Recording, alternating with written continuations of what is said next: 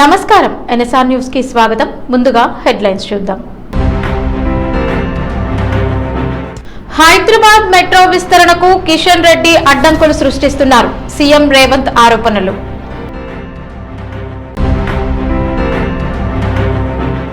పదిహేనేళ్లుగా అధికారంలో లేకపోయినా అంబర్పేటను అభివృద్ధి చేశాం. కిషన్ రెడ్డి వెల్లడి.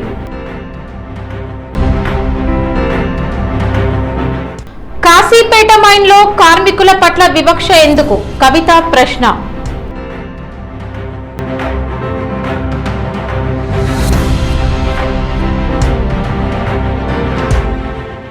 హైదరాబాద్ మెట్రో రైల్ రెండవ దశ విస్తరణ ప్రాజెక్ట్ కి కేంద్ర నిధుల విడుదల విషయంలో కేంద్ర మంత్రి కిషన్ రెడ్డి అడ్డంకులు సృష్టిస్తున్నారని ముఖ్యమంత్రి రేవంత్ రెడ్డి ఆరోపించారు.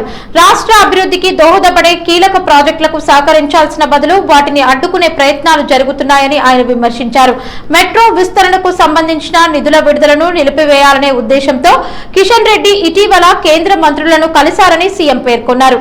మే 20న కేంద్ర గృహ నిర్మాణ పట్టణాభివృద్ధి శాఖ మంత్రి మనోహర్ లాల్ ఖట్టర్ ను, మే 21న రైల్వే మంత్రి అశ్విని వైష్ణవ్ ను కలిసి హైదరాబాద్ మెట్రో ప్రాజెక్ట్ కి సంబంధించిన అంశాలపై చర్చించినట్లు ఆరోపించారు.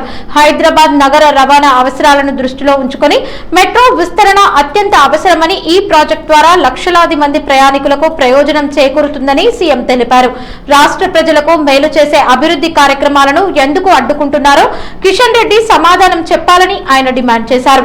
రాష్ట్ర అభివృద్ధి విషయంలో రాజకీయాలకు అతీతంగా వ్యవహరించాలని, కేంద్ర ప్రభుత్వం తెలంగాణకు రావాల్సిన నిధులను విడుదల చేసి మెట్రో విస్తరణ పనులకు పూర్తి సహకారం అందించాలని ముఖ్యమంత్రి రేవంత్ రెడ్డి కోరారు. ఈ వ్యాఖ్యలు రాష్ట్ర రాజకీయాల్లో మరోసారి చర్చనీయాంశంగా మారాయి.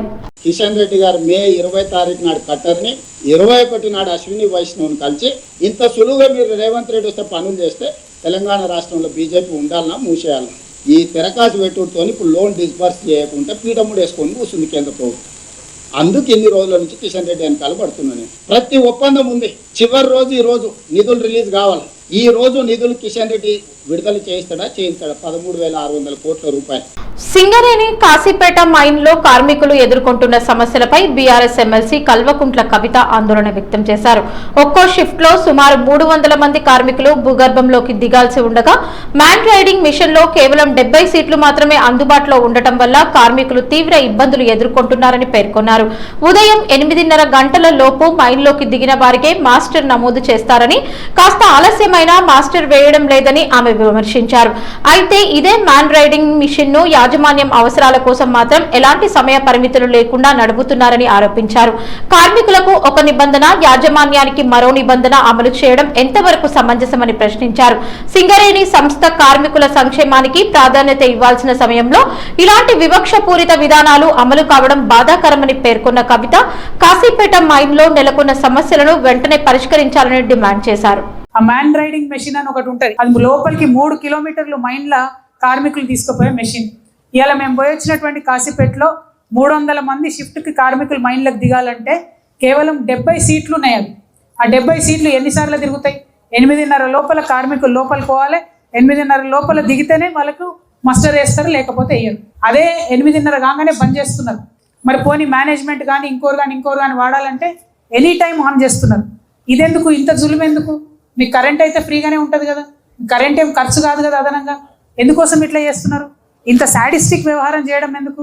మీరు ఎక్కడన్నా చూడండి, వేరే దేశాలలో, అది పోలాండ్ కావచ్చు, చైనా కావచ్చు, ఆస్ట్రేలియా కావచ్చు, మీరు ఎక్కడ చూసినా కూడా కార్మికులు బాగుండాలి, కార్మికుల యొక్క హక్కులు పరిరక్షించాలనే ఉద్దేశంతో యాజమాన్యాలు పనిచేస్తాయి తప్పితే ఇంకోటి కాదు.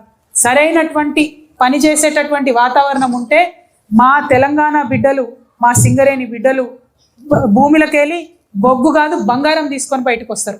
మరి అంత కష్టపడే తత్వం ఉన్నటువంటి ఆ బిడ్డల్ని ఇట్లా మేనేజ్మెంట్ హింస పెట్టడం అన్నది కరెక్ట్ కాదు. గత 15 ఏళ్లుగా రాష్ట్రంలో తమ పార్టీ అధికారంలో లేకపోయినా, తగిన నిధులు అందకపోయినా ప్రజల సహకారంతో అంబర్పేట నియోజకవర్గాన్ని అభివృద్ధి పదంలో నడిపించామని కేంద్ర బొగ్గు గనుల శాఖ మంత్రి కిషన్ రెడ్డి అన్నారు. అంబర్పేట ప్రాంతంలో జరిగిన కార్యక్రమంలో మాట్లాడిన ఆయన, రాష్ట్ర ప్రభుత్వం ఆలోచించక ముందే ఇక్కడ ఇంగ్లీష్ మీడియం పాఠశాలను ప్రారంభించామని తెలిపారు. అలాగే 21 పక్కా పాఠశాల భవనాలను నిర్మించడంతో పాటు కాచిగూడ, నల్లకుంట ప్రాంతాల్లో సొంత భవనాలతో గ్రంథాలయాలను ఏర్పాటు చేశామని పేర్కొన్నారు. ప్రజల అవసరాలను దృష్టిలో పెట్టుకుని 100కు పైగా కమ్యూనిటీ హాళ్లను నిర్మించామని, మూసీ నదిపై కోట్లాది రూపాయల వ్యయంతో గోల్నాకా వంతెనను నిర్మించినట్లు చెప్పారు. రాష్ట్రంలోనే ప్రత్యేక గుర్తింపు పొందిన సొంత భవనంతో కూడిన బీసీ హాస్టల్ తో పాటు 3 ధోబీ ఘాట్లను కూడా ఏర్పాటు చేశామని వెల్లడించారు. విద్యుత్ అవసరాలను దృష్టిలో ఉంచుకుని రాబోయే 30 ఏళ్ల వరకు ఎలాంటి ఇబ్బందులు తలెత్తకుండా 360 కోట్ల వ్యయంతో 5 కొత్త విద్యుత్ సబ్స్టేషన్లను ప్రారంభించామని కిషన్ రెడ్డి తెలిపారు. కేంద్రంలో ప్రధాని నరేంద్ర మోదీ నేతృత్వంలోని ప్రభుత్వ సహకారంతో 400 కోట్ల వ్యయంతో అంబర్పేట ఫ్లైఓవర్ ను నిర్మించినట్లు ఆయన పేర్కొన్నారు. బస్తీ దవాఖానాల నిర్వహణకు ఖర్చవుతున్న నిధుల్లో కూడా కేంద్ర ప్రభుత్వ వెల్నెస్ సెంటర్ల నిధులే ప్రధానమని తెలిపారు. గోల్నాకా, నల్లకుంట, బాగ్, అంబర్పేట ప్రాంతాల్లో హౌసింగ్ పథకాల కింద పేదలకు ఇళ్లు నిర్మించి అందజేశామని వివరించిన కిషన్ రెడ్డి, ఇన్నేళ్లుగా అధికారంలో ఉన్న బీఆర్ఎస్, కాంగ్రెస్ పార్టీలు అంబర్పేటలో ఒక్క ఇళ్లైనా నిర్మించి ఇచ్చాయా అని ప్రశ్నించారు. అభివృద్ధి విషయంలో తమ పనితీరును ప్రజలు పరిశీలించాలని, అంబర్పేటలో జరిగిన అభివృద్ధే తమకు నిదర్శనమని ఆయన పేర్కొన్నారు. రాజకీయ విమర్శల కంటే ప్రజలకు ఉపయోగపడే పనులకే తాము ప్రాధాన్యత ఇస్తున్నామని కిషన్ రెడ్డి స్పష్టం చేశారు. మనము 15 సంవత్సరాల పాటు మన గవర్నమెంట్ లేకున్నా, మనకు నిధులు ఇవ్వకున్నా, అంబర్పేట ప్రజల యొక్క సహకారంతో అప్పుడు ఉన్నటువంటి అందరి ముఖ్యమంత్రులతో ఒత్తిడి తెచ్చి మన ప్రాంతాన్ని ఏ రకంగా అభివృద్ధి చేశామో ఈరోజు కార్యకర్తలందరూ గుర్తు పెట్టుకోవాల్సిన అవసరం ఉంది. రాష్ట్ర ప్రభుత్వం ఇంగ్లీష్ స్కూళ్లు పెట్టాలని నిర్ణయం తీసుకోకముందే నేను ఆ రోజు ఇంగ్లీష్ మీడియం స్కూళ్లు మొదటిసారిగా మన ప్రాంతంలో మొదలు పెట్టిన విషయాన్ని సందర్భంగా మనవేస్తా ఉన్నాను. మనం గవర్నమెంట్ స్కూళ్లు పెడితే పక్కన ఉన్నటువంటి ప్రైవేట్ స్కూళ్లు మూతబడి అక్కడ చదివేటువంటి పిల్లలందరూ కూడా మన ప్రభుత్వ పాఠశాలలకు వచ్చిన విషయాన్ని ఉదాహరణిస్తా ఉన్నాం. 21 పక్కా స్కూల్ బిల్డింగ్లు, అంతకుముందు ఎన్ని స్కూళ్ళు ఉన్నాయో, 2019 తర్వాత ఎన్ని స్కూళ్ళు వచ్చాయో అంబర్పేట ప్రజలు ఆలోచన చేసుకోవాలి.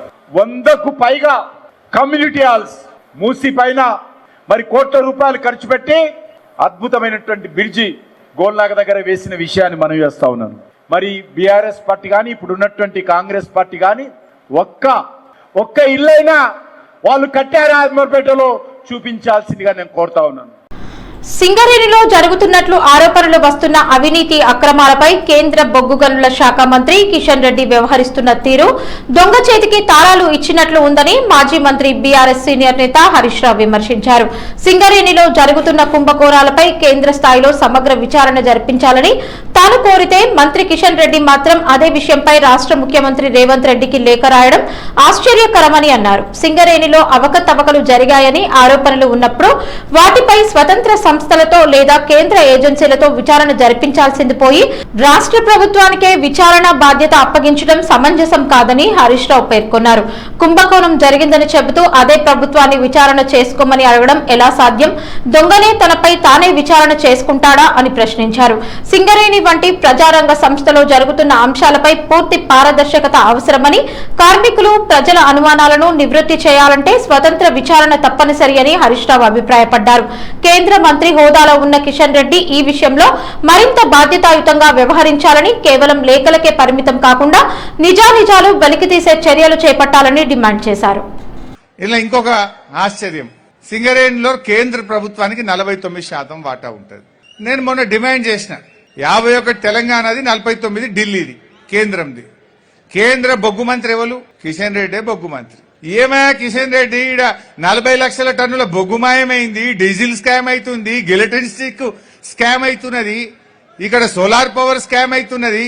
ఇన్ని స్కామ్లు అవుతుంటే నువ్వు ఎందుకు సపోర్ట్ చేస్తలేవు? బొగ్గు మంత్రివి కదా, దీని మీద ఒక సిబిఐ విచారణ జరుపు, సెంట్రల్ విజిలెన్స్ విచారణ జరుపు అని నేను డిమాండ్ చేసిన. ఆ కిషన్ రెడ్డి గారు దొంగ చేతికే తలపు చెల్లించిండు. ఆయన ఏమంటాడు, ఒక ఉత్తరం రాసిండు రేవంత్ రెడ్డికి. రేవంత్ రెడ్డి గారు 40 లక్షల టన్నుల బొగ్గు మాయమైందట, జర ఎంక్వైరీ చేసుకోని. ఎవడైనా దొంగ ఆయన మీద ఆయన ఎంక్వైరీ చేసుకుంటాడా? దొంగతనం చేసిందే కాంగ్రెస్ ప్రభుత్వము, కాంగ్రెస్ ప్రభుత్వమే సింగరేణిని ఆగం చేసిందని నేనంటే కిషన్ రెడ్డి గారు, రేవంత్ రెడ్డి గారు నీ మీద నువ్వే ఎంక్వైరీ చేసుకో అంటాడు. ఇదేమి కథను నాకు అర్థమైతలేదు. అయ్యా కిషన్ రెడ్డి గారు, మరి మీరు రేవంత్ రెడ్డితో దోస్తానుందా ఏముందో నాకైతే తెలియదు. ఇప్పుడు దొంగ ఆయన మీద ఆయన విచారణ జరుపుకుంటాడు. నేను దొంగతనం చేసిన దొంగ ఆయన మీద విచారణ చేసుకో అంటే ఎట్లుంటదే? చేసుకుంటాడా? ఇవాళ కిషన్ రెడ్డి గారి తీరు కూడా గట్లే ఉన్నది.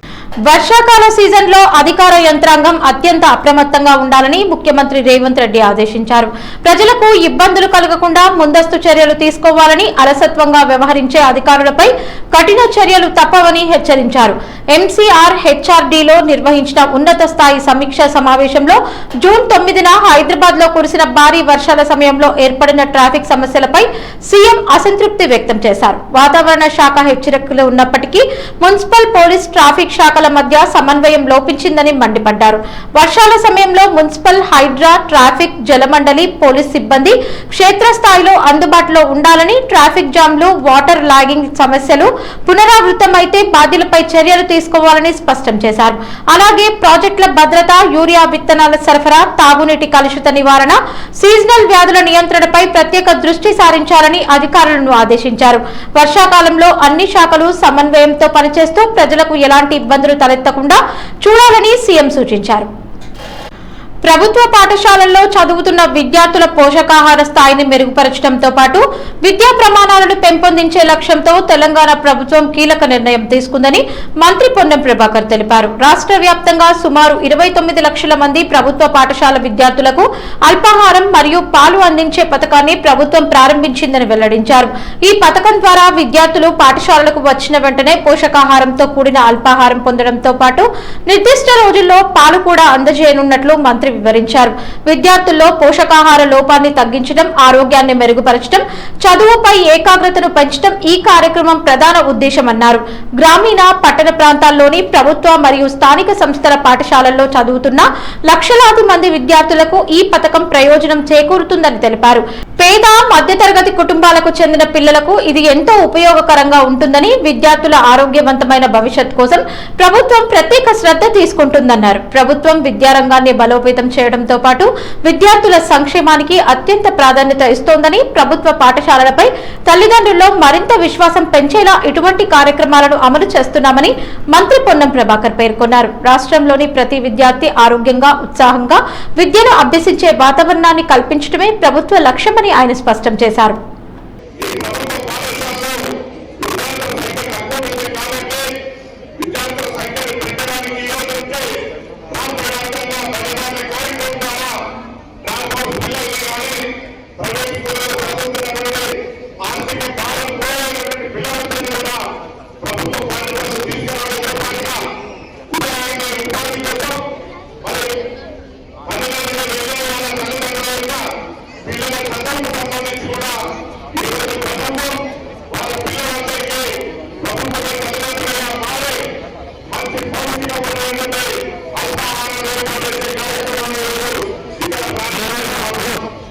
రాష్ట్రంలో ప్రభుత్వ ఉద్యోగాల భర్తీ ప్రక్రియను వేగవంతం చేయాలని డిమాండ్ చేస్తూ ఉస్మానియా యూనివర్సిటీలో నిరుద్యోగ యువత పెద్ద ఎత్తున ఆందోళన చేపట్టింది. సోమవారం అంబేద్కర్ లైబ్రరీ వద్ద నుంచి ఆర్ట్స్ కళాశాల వరకు భారీ ర్యాలీ నిర్వహించిన నిరుద్యోగులు ప్రభుత్వానికి వ్యతిరేకంగా నినాదాలు చేశారు.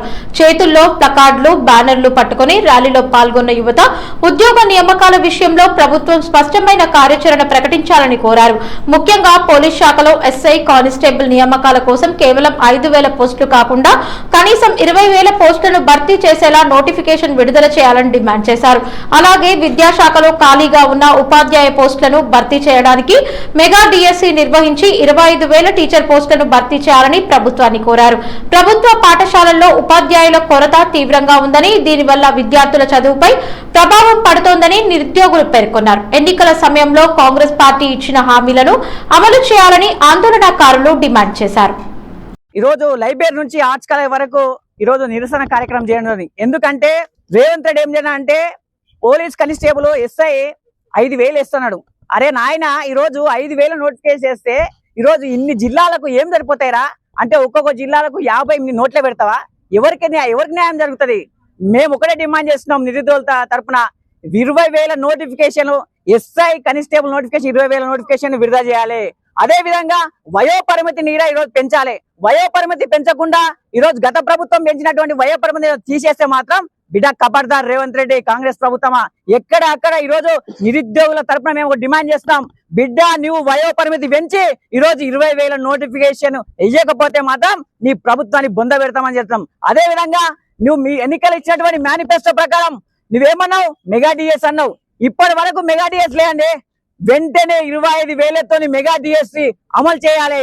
అదే విధంగా నివిస్తున్నటువంటి మేనిఫెస్టో ప్రకారం 2 లక్షల ఉద్యోగాలు, సంవత్సరానికి 2 లక్షలు. ఇప్పటి వరకు ఒక్క ఉద్యోగం వేయాలండి. 6,000 ఉద్యోగాలు వేసి నేనేదో 60,000 ఉద్యోగాలు ఇచ్చిన 60,000 అది సిగ్గుశరం ఉన్న రేవంత్ రెడ్డి గత ప్రభుత్వం ఇచ్చినటువంటి నోటిఫికేషన్లకు నియామక పత్రాలు ఇచ్చి నేను ఇచ్చిన అని చెప్పుకోవడం సిగ్గుచేటు. వెంటనే మేనిఫెస్టో ప్రకారం 2 లక్షల ఉద్యోగ నోటిఫికేషన్ వేసే వరకు నిరుద్యోగుల పక్షాన ఉస్మానియా విద్యార్థుల పక్షాన మేము పోరాడుతూ ఉంటామని తెలుస్తారు. జోగులాంబ గద్వాల్ జిల్లా అలంపూర్ చౌరస్తాలోని బీఆర్ఎస్ పార్టీ కార్యాలయంలో ఐజా మండల పరిధిలోని వివిధ గ్రామాలకు ఐజా మున్సిపాలిటీకి చెందిన లబ్ధిదారులకు కళ్యాణ లక్ష్మి షాదీ ముబారక్ చెక్కులను బీఆర్ఎస్ పార్టీ ఎమ్మెల్యే విజయుడు పంపిణీ చేశారు. 1,37,15,892 రూపాయల చెక్కులను లబ్ధిదారులకు అందజేశారు. కళ్యాణ లక్ష్మి షాదీ ముబారక్ పథకాలను మన కేసీఆర్ మహిళల కోసం ప్రత్యేకంగా తీసుకొచ్చారు. మన పథకాలను మనకే ఇస్తున్నారు. తులం బంగారం ఏమైంది? ప్రతి గ్యాస్ సిలిండర్ కి 500 రూపాయలు, ఒక్కో మహిళకు 2,500 రూపాయలు ఇస్తామని ఎన్నికల్లో చెప్పారు. కాంగ్రెస్ పార్టీ మాటలు చెప్పి మహిళలను మోసం చేస్తుందని ఈ సందర్భంగా అలంపూర్ ఎమ్మెల్యే విజయుడు అన్నారు. ఈ రేవంత్ రెడ్డి కాంగ్రెస్ ప్రభుత్వం వచ్చాక తుల బంగారు సరే ఇచ్చిరేమ్మా ఇయ్యలేదు. అందుకే అమ్మా రేపు పొద్దున కాంగ్రెస్ ఓటర్కి వస్తారు, అడగండి నన్ను ఎక్కడైనా మీరు తుల బంగారు సరే అడగండి. ఇంకోటి మీకు స్కూటీ సెంటర్ ఇచ్చిరామా, గ్యాస్ ఇచ్చాడు, అందరూ గ్యాస్ ఇచ్చిరా, అది ఏమిలే. రైతు బంధు పూర్తి కాదు, రైతు రుణమాఫీ పూర్తి కాల. ఈ కాంగ్రెస్ ప్రభుత్వం వచ్చాక 4 హామీలు 4 గ్యారెంటీలు ఏవి కూడా అమలు కావట్లేదు. అందుకే మీరు పొద్దున ఎలక్షన్ వచ్చినప్పుడు అడగండి కాంగ్రెస్ అని. ఈ ప్రజలపైన ఈ ప్రజలు ఈ అధికారుల మీద ప్రభుత్వం మీద కూడా విద్యకు వచ్చింది. అందుకే మీరు ఒకసారి బాగా గమనించుకోండి. పాలన బాగుండే, కేసీఆర్ పాలన బాగున్నాయి, ఇప్పుడు రేవంత్ పాలన బాగున్నాయి, బాగా మీకు ఆలోచించుకోండి. ఎంతది మీకు ఆ పాలన మీకు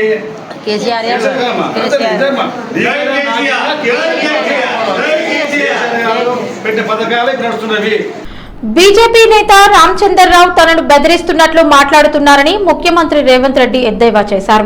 సినిమా ఉదాహరణతో స్పందించిన ఆయన ఛత్రపతి సినిమాలో అపరిచితుడి వేషం వేసి వేణుమాధవ్ అందరినీ బెదిరించినట్లే రామచంద్రరావు కూడా నన్ను బెదిరిస్తున్నాడంటూ వ్యంగ్యంగా వ్యాఖ్యానించారు.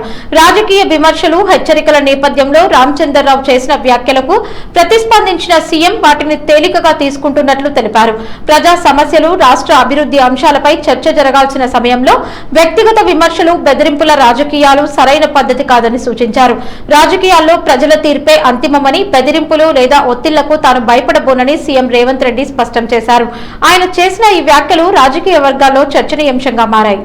నేను ఏమనుకుందే ఎదురు తుంకుతున్నాడు, దెబ్బలు కొడుతున్నాడు, తొడలు ధరుస్తున్నాడు, నీ సంగతి తెలుస్తా అంటుడు. నేనేం చేసిరా నాయన? మళ్ళీ దానికి తోడు ఆ పక్కన రామచంద్రరావు గారు ఛత్రపతి సినిమా చూసిరు ఎవరైనా? వేణుమాధవ్ అపరిచితుడు వేసం వేసి అందరినీ బెదిరిస్తుంటారు. రామచంద్రరావు గారు అట్లా నన్ను బెదిరిస్తుండే, నీ సంగతి చూస్తాను. నీకు సూట్ అవ్వదు రామాచారి గారు, ఎందుకు? అది నీకెక్కడ సూట్ అవుతుంది? నేనేమన్నా పోనీ, నేను నల్గొండ జిల్లా కొండమల్లేపల్లిలో విషాదకర ఘటన చోటు చేసుకుంది. జిల్లా పరిషత్ హైస్కూల్ గేట్ కి తోరణాలు కడుతున్న సమయంలో 13 ఏళ్ల విద్యార్థి రామ్ చరణ్ కి కరెంట్ షాక్ తగిలి తీవ్రంగా గాయపడ్డాడు. స్థానికంగా ఉన్న పాఠశాల పక్కనే నివాసం ఉంటున్న రామ్ చరణ్ ఆడుకోవడానికి స్కూల్ వద్దకు వెళ్లగా అక్కడ తోరణాలు కడుతున్న ఉపాధ్యాయులు అతనితో పనిలో సహాయం చేయించినట్లు సమాచారం. ఈ క్రమంలో తోరణాలు కడుతుండగా విద్యుత్ తీగలు తగలడంతో బాలుడికి తీవ్రంగా కరెంట్ షాక్ తగిలింది. వెంటనే అప్రమత్తమైన ఉపాధ్యాయులు గాయపడిన రామ్ చరణ్ ని దేవరకొండలోని ఓ ప్రైవేటు ఆసుపత్రికి తరలించి చికిత్స అందిస్తున్నారు. బాలుడి పరిస్థితిపై వైద్యులు పర్యవేక్షణ కొనసాగిస్తున్నారు. కాగా రామ్ చరణ్ కొండమల్లేపల్లిలోని ఓ ప్రైవేటు పాఠశాలలో 8వ తరగతి చదువుతున్నట్లు తెలిసింది. ఈ ఘటనపై తల్లిదండ్రులు ఆందోళన వ్యక్తం చేస్తుండగా విద్యార్థితో పనులు చేయించడం ఎలా జరిగిందనే అంశంపై స్థానికంగా చర్చ జరుగుతోంది. హన్మకొండ బాలసముద్రంలోని గ్రేటర్ వరంగల్ ప్రెస్ క్లబ్ లో ఆదివారం నిర్వహించిన కార్యక్రమంలో ఈ నెల 24న ములుగు రోడ్లోని సప్తధామంలో జరగనున్న కళ్యాణమస్తు సామూహిక వివాహ వేడుకలకు సంబంధించిన గోడ పత్రికలను ఆవిష్కరించారు. ఈ సందర్భంగా Sivananda Murthy trust managing trustee Tripuraneni Gopichand మాట్లాడుతూ జూన్ 24వ తేదీ ఉదయం 8 గంటల నుంచి సామూహిక వివాహాలు నిర్వహించనున్నట్లు తెలిపారు. సామాజిక సేవా దృక్పథంతో శివానందమూర్తి ట్రస్ట్ ఆధ్వర్యంలో 18 జంటలకు ఉచితంగా వివాహాలు జరిపించనున్నామని చెప్పారు. వివాహం చేసుకోవాలనుకుంటున్న అర్హత కలిగిన జంటలు వెంటనే దరఖాస్తు చేసుకోవాలని కోరారు. ఆసక్తి గలవారు 9848423133 నంబర్ ని సంప్రదించి తమ వివరాలను నమోదు చేసుకోవచ్చన్నారు. వివాహ వేడుకలకు అవసరమైన అన్ని ఏర్పాట్లు ట్రస్ట్ పర్యవేక్షణలో సమన్వయంతో నిర్వహించబడతాయని, వధూవరులు మరియు వారి కుటుంబ సభ్యులకు ఎలాంటి ఇబ్బందులు లేకుండా ప్రత్యేక ఏర్పాట్లు చేస్తున్నామని తెలిపారు. సమాజంలో ఆర్థికంగా వెనుకబడిన కుటుంబాలకు అండగా నిలవాలనే లక్ష్యంతో ఈ కార్యక్రమాన్ని చేపడుతున్నామని పేర్కొన్నారు. ఈ కార్యక్రమంలో ట్రస్టీలు బండారు సాయినారాయణ, మాదారపు సదాశివుడు, గంధే ఉమాశంకర్, రేపాల రామచందర్, లాయక్ మంతన వెంకటరమణ, కైరిక రవీందర్ జీ పాల్గొన్నారు. కార్యక్రమం విజయవంతానికి ప్రజలు సహకరించాలని నిర్వాహకులు కోరారు. సమాజంలో నిరుపేద, అతి పేదవాళ్ళు పెళ్లి చేసుకోవాలంటే ఎంతో ఖర్చుతో కూడుకున్న పని అనే దాన్ని గమనించి బంగారు పుస్తలు కూడా, బంగారు పుస్తలు 2 ఒక్కొక్క అమ్మాయికి, వెండి మట్టెలు రాష్ట్రంలో ఎక్కడా లేని విధంగా బంగారు పుస్తలు, వెండి మట్టెలు, పెళ్లి బట్టలు, పెళ్లికి సంబంధించిన మొత్తం సామాను, మొత్తము దానికి కావలసిన మొత్తం సామాను వాళ్ళ చుట్టాలకి 100 మందికి, ఒక జంటకి 100 మందికి చొప్పున రాష్ట్రంలో ఎక్కడ జరగని విధంగా బంగారు పుస్తలతో 18 జంటలకి, ముఖ్యంగా పేదవాళ్ళకి దాదాపు జంటకి 70,000 నుంచి ₹1,00,000 ఖర్చు వస్తుంది. ఎంతమంది వచ్చినా భోజనం పెట్టడానికి సిద్ధంగా ఉన్నాము. దీన్ని ఆదర్శంగా తీసుకుని అందరూ కూడా చేస్తారని, సమాజంలో సత్సంప్రదాయం నెలకొంటుందని మీ ద్వారా వినమ్రపూర్వకంగా తెలియజేస్తున్నాను. ఇటువంటి పేద పిల్లలందరినీ తీసుకొని మన సంస్కృతిని కాపాడడం కొరకు గురువుగారు సంస్కృతి సాంప్రదాయమే ముఖ్యం కాబట్టి ఈ 18 మంది జంటలకు కావాల్సిన అన్నీ ఇస్తున్నాం వస్తువులము. ఏదో నామకే వస్తే కాదు చేసేది. 18 మంది వేద పండితుల సమక్షంలో ప్రతి ఒక్క జంటకి ఒక వేద పండితుడు ఉంటాడు. సాంప్రదాయం ప్రకారము మంగళసూత్రము, జీలకర్ర, బెల్లము అన్నీ చేసి వాళ్ళకి రామ సత్యనారాయణ స్వామి వ్రతం కూడా చేయించి వాళ్ళకి అన్ని విధాల భోజన ఏర్పాటు చేసి ఒక్క పైసా ఖర్చు లేకుండా కూడా చేస్తున్నాము. ఇది అందరికీ తెలియజేయాలి. మన సంస్కృతి, మన సాంప్రదాయాన్ని నిలబెట్టుకోవాలి, హిందువులందరూ ఐక్యత ఉండాలి అనే ఉద్దేశంతో అది చేస్తున్నాము. దానికి మీరందరూ సహకరించినందుకు అందరికీ ధన్యవాదాలు. ట్రస్ట్ తరపున అందరికీ తెలియజేస్తున్నాను. పేరు పేరున మీకందరికీ ధన్యవాదాలు. వరంగల్ జిల్లా నర్సంపేట పట్టణంలో సీనియర్ జర్నలిస్ట్ పాలంచ సత్యనారాయణపై జరిగిన దాడిని భారత రాష్ట్ర సమితి పార్టీ తీవ్రంగా ఖండించింది. మాజీ ఎమ్మెల్యే పెద్ది సుదర్శన్ రెడ్డి సూచన మేరకు బీఆర్ఎస్ నియోజకవర్గ కోఆర్డినేటర్ తక్కళ్లపల్లి రవీందర్ రావు ఆధ్వర్యంలో పార్టీ నాయకులు సత్యనారాయణను ఆయన నివాసంలో పరామర్శించారు. ఈ సందర్భంగా రవీందర్ రావు మాట్లాడుతూ జర్నలిస్టులపై భౌతిక దాడులకు పాల్పడటం ప్రజాస్వామ్య వ్యవస్థకే ప్రమాదకరమని పేర్కొన్నారు. ఘటనకు బాధ్యులైన వారిపై పోలీసులు కఠిన చర్యలు తీసుకోవాలని డిమాండ్ చేశారు. జర్నలిస్టులకు రక్షణ కల్పించడంతో పాటు శాంతి భద్రతలను కాపాడాలని కోరారు.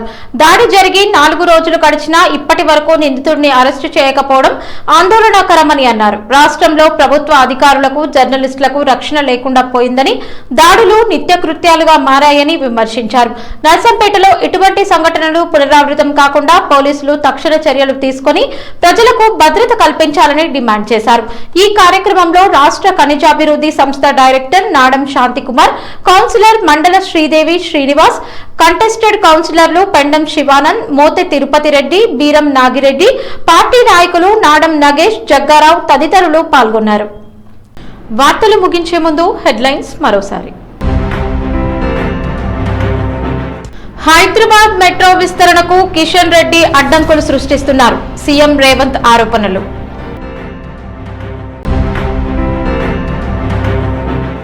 పదిహేనేళ్లుగా అధికారంలో లేకపోయినా అంబర్పేటను అభివృద్ధి చేశాం. కిషన్ రెడ్డి వెల్లడి.